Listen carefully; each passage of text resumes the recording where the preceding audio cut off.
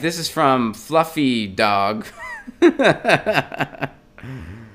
All right. This says 2/3 of progressive Democratic congressional candidates are completely silent on foreign policy. To achieve a Democratic majority in the U.S. House of Representatives, Democrats must overcome the result of 2 decades of relentless Republican gerrymander. All right. Democrats could have fought this on in the courts. They did not. All right. So gerrymandering happened. We know that. Republicans throughout. Okay. Voter purging. All right. So once again, we are where we are, and Democrats have a far steeper uphill climb than they ought to, thanks to 2 generations of their own laziness and misleadership. So what will we get when and if a 2018 blue wave sweeps a Democratic majority into Congress? Let's take a look at some of the organized forces behind and assisting some of the Democratic candidates this year. There are CIA Democrats backed by the DCCC, which we all know that that's true.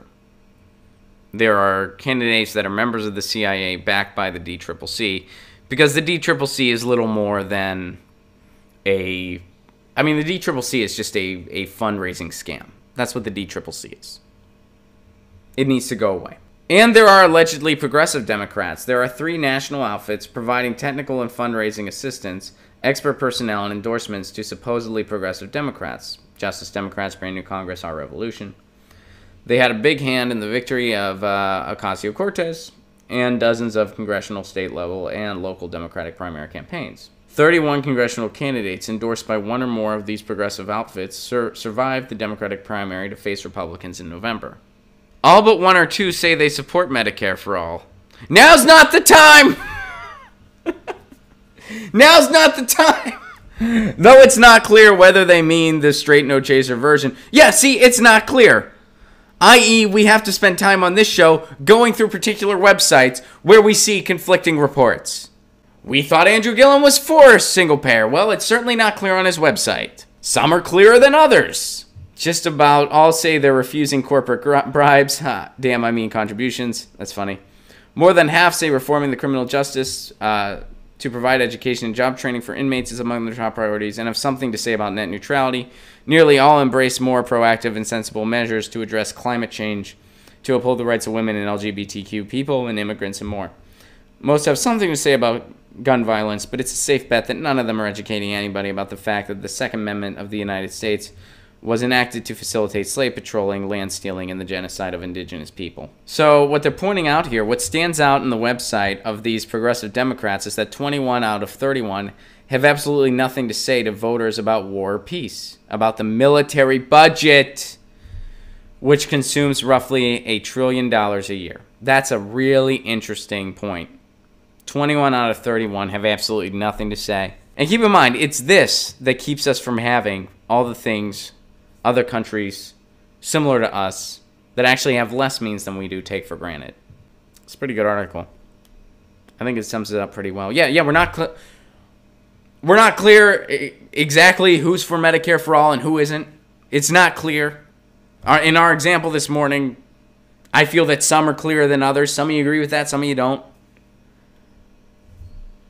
But either way, the messaging's not clear to we the people.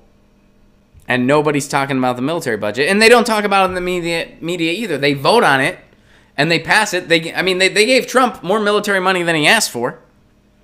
Democrats supported it too. Republicans and Democrats lock in unison. Bipartisanship, baby. That's when they get all bipartisan-y on us when it comes to war.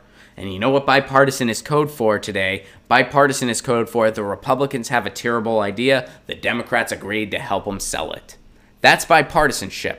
That's why when I hear somebody, I'm good at reaching across the aisle and working with Republicans, I can get some bipartisan legislation done. That's a red flag to me.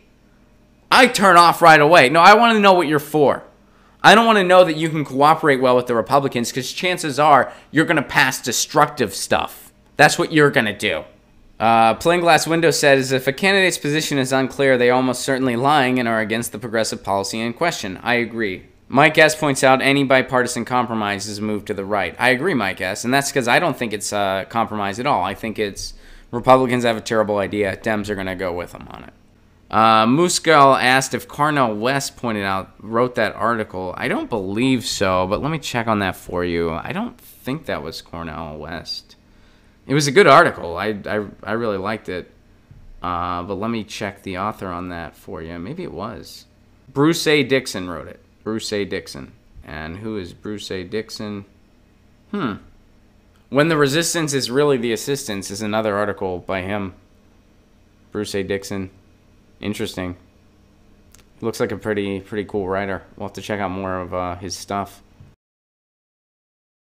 Get your news on with Ron. Don't you want to know what's going on? We're getting our news on today. Get your news on with Ron. Don't you want to know what's going on? We're getting our news on today. You can tweet me an article at Ron Placone. We'll go through it together and make it our own. Get your news on with